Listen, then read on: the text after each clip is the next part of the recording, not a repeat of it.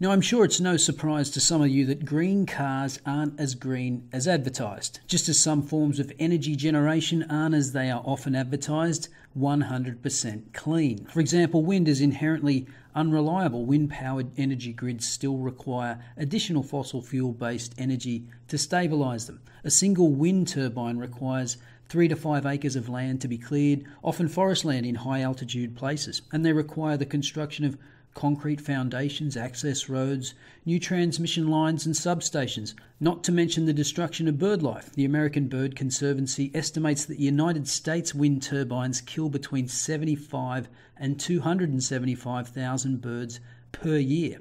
Now, before you lose it and yell about how much worse coal is for the environment, yeah, I get that. I'm not a flag waver for coal either. My point is that people often embrace green energy with a religious fervour without questioning the full cost. Now, as I've said in previous videos, I'm a fan of renewable energy. I think it'd be wonderful if we could generate all our energy needs from cleaner sources. But I'm also a realist and understand that currently it's just not possible. As consumers, we all want low-cost, reliable energy, and unfortunately, renewables aren't capable of delivering that on their own, not even close. But I do believe more renewables and natural gas are the future, and that coal will become less important. In fact, coal is already becoming less important in places like the US, not just because of green subsidies, but because natural gas is cheaper, thanks to the fracking boom, and because gas costs less to transport. One of the main reasons for high electricity prices in Australia is because of the ridiculous state-imposed restrictions on drilling for natural gas, putting us in the absurd position of paying twice as much domestically as countries overseas pay for our gas exports. Now, I'm sure just what I've said so far is enough to trigger people on both sides of the debate. I just don't understand why people get ideologically wedded to a particular energy source. We obviously still need fossil fuels for reliable baseload power, but we will increasingly use renewables as the costs continue to come down, as they have dramatically in recent years.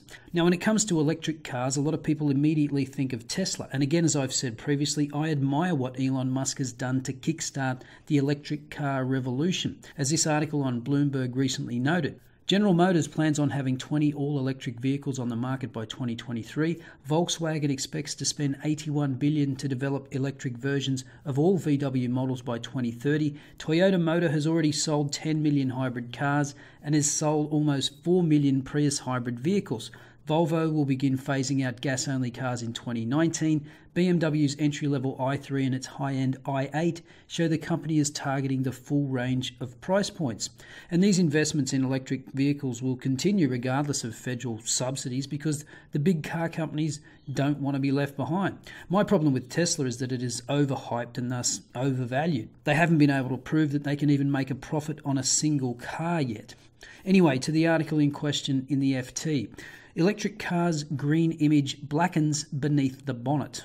Research into the life cycle of electric vehicles is a wake-up call for an industry geared up to promote zero-emission cars. Now, I think that's overstating it a bit, but the article does bring up some interesting points.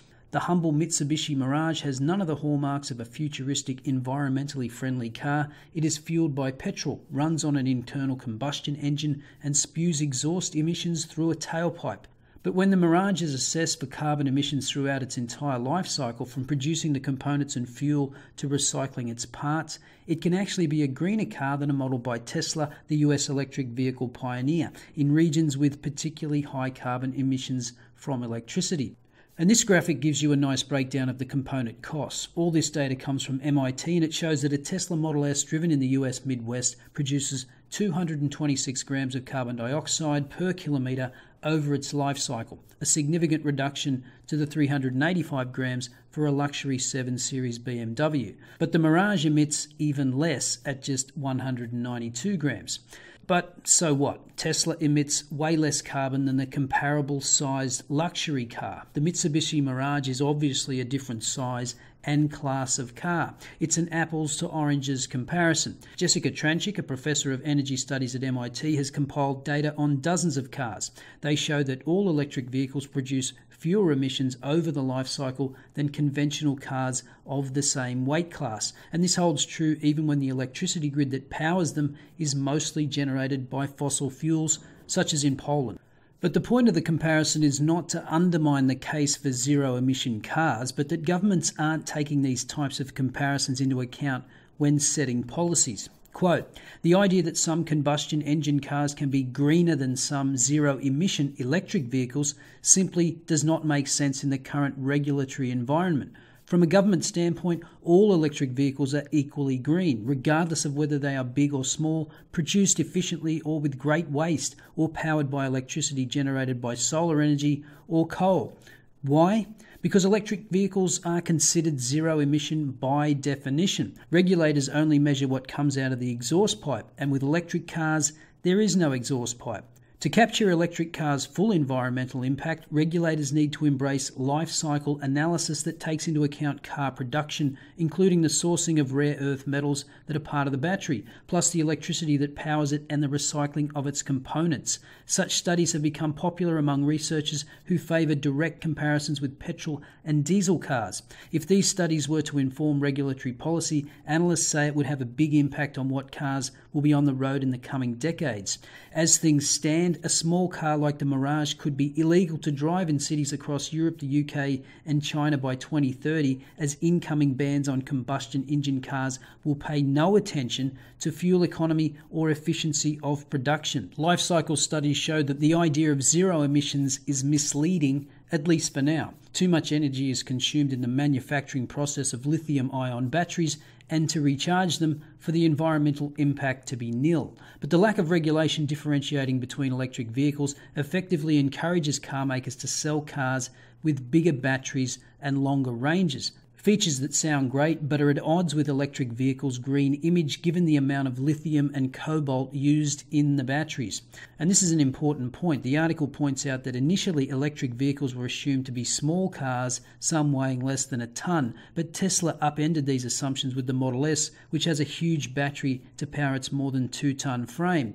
10 kilos of cobalt is required for a 100 kilowatt electric vehicle. A typical smartphone has less than 10 grams of cobalt in its battery, and so the trend to make electric vehicles with a longer range requires even bigger batteries and thus more cobalt, which could damage the green credentials of electric vehicles given the poor environmental and ethical standards involved in procuring metals such as cobalt, 60% of which comes from the Democratic Republic of Congo. As one analyst put it, regulators should not encourage this race to sell electric vehicles with bigger batteries. It's a race, but it's a very stupid race. It's not towards a good solution, he says. If you switch from oil to cobalt and lithium, you've not addressed any problem, you've just switched your problem. Instead, he says regulators should take weight into account by taxing heavier vehicles and creating incentives for smaller models in both electric and traditional vehicles. Ah yes, it's always amusing to hear government solutions posed to solve government-created problems. And of course, the problem with government policy and regulation in general is that it's always playing catch-up. But I think it's worth reiterating that regardless of battery size, electric vehicles are definitely lower in emissions than the comparable combustion engine car. But a wholesale embrace of electric cars without considering their full cost over their life cycle is obviously misguided. Anyway, I thought this story was interesting for a change of pace. As usual, let me know your thoughts in the comments below. I'll see you next time.